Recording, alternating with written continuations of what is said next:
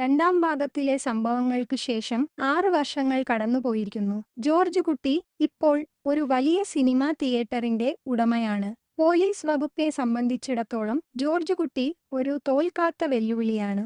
പഴയ ഗീത പ്രഭാകറിന്റെ പിൻഗാമിയായി എത്തുന്ന ഒരു യുവ IPS ഓഫീസർ ഈ കേസ് വീണ്ടും കുത്തിപ്പൊക്കുന്നു.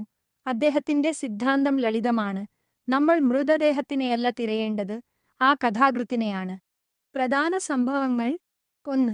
അപ്രതീക്ഷിതമായ തെളിവ്. പഴയ പോലീസ് സ്റ്റേഷൻ ഇരുന്ന സ്ഥലത്തിന് സമീപം ഒരു പുതിയ സർക്കാർ കെട്ടിടത്തിനായി മണ്ണുമാറ്റുമ്പോൾ വരുണിന്റേതെന്ന് സംശയിക്കുന്ന ഒരു ലോക്കറ്റ് ലഭിക്കുന്നു. മൃതദേഹം അവിടെ നിന്നും മാറ്റിയിട്ടുണ്ടെങ്കിലും ആ സ്ഥലത്ത് വരുണിന്റെ സാന്നിധ്യം ഉണ്ടായിരുന്നു എന്ന് തെളിയിക്കാൻ പോലീസിന് ഈ ലോക്കറ്റ് ഒരു പിടിവള്ളിയാകുന്നു. 2. ജോർജ് കുട്ടിയുടെ പുതിയ തിരക്കഥ. പോലീസ് തന്റെ ചുറ്റും മലമുറുക്കുന്നത് ജോർജ് കുട്ടി തിരിച്ചറിയുന്നു. കുടുംബം വീണ്ടും ഭീതിയിലാകുന്നു. എന്നാൽ ഇത്തവണ ജോർജ് കുട്ടി ഓടി ഒളിക്കുന്നതിന് പകരം മറ്റൊരു തന്ത്രം മെനയുന്നു. അവൻ ഒരു പുതിയ സിനിമയുടെ കഥ രജിസ്റ്റർ ചെയ്യുന്നു. പൂർണ്ണമായ പാപം, ദ പെർഫെക്റ്റ് സിൻ. ആ തിരക്കഥയിൽ വരുണിന്റെ കൊലപാതകവും അതു മറവു ചെയ്ത രീതിയും കൃത്യമായി ജോർജ് കുട്ടി എഴുതിവെക്കുന്നു. 3. നിയമപരമായ കെണി. പോലീസ് ഈ തിരക്കഥ കണ്ടെത്തുകയും ജോർജ് കുട്ടി കുറ്റസമ്മതം നടത്തിയെന്ന് വിശ്വസിച്ച് അവനെ അറസ്റ്റ് ചെയ്യുകയും ചെയ്യുന്നു. കോടതിയിൽ ജോർജ് കുട്ടിയുടെ തന്നെ തിരക്കഥ അവനെതിരെയുള്ള ഏറ്റവും വലിയ തെളിവായി പോലീസ് അവതരിപ്പിക്കുന്നു. 4. Climax twist. കോടതി വിധി പറയാനിരിക്കെ ജോർജ് കുട്ടിയുടെ വക്കീൽ സീൽ ചെയ്ത മറ്റൊരു കവർ ഹാജരാക്കുന്നു. അതിൽ ആ തിരക്കഥയുടെ അവസാന പേജുകൾ ഉണ്ടായിരുന്നു. ആ കഥ പ്രകാരം സിനിമയിലെ നായകൻ താൻ ചെയ്യാത്ത ഒരു കുറ്റം ഏറ്റുപറയുന്നത് യഥാർത്ഥത്തിൽ മറ്റൊരാളെ രക്ഷിക്കാനാണ്.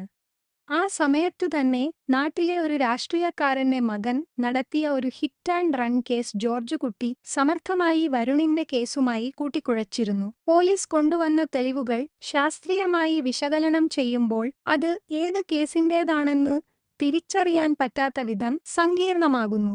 ഒരു കേസ് തെളിയിക്കാൻ ശ്രമിച്ചാൽ പോലീസിന് മറ്റൊരു വലിയ സ്രാവിനെ വിട്ടയക്കേണ്ടി വരും.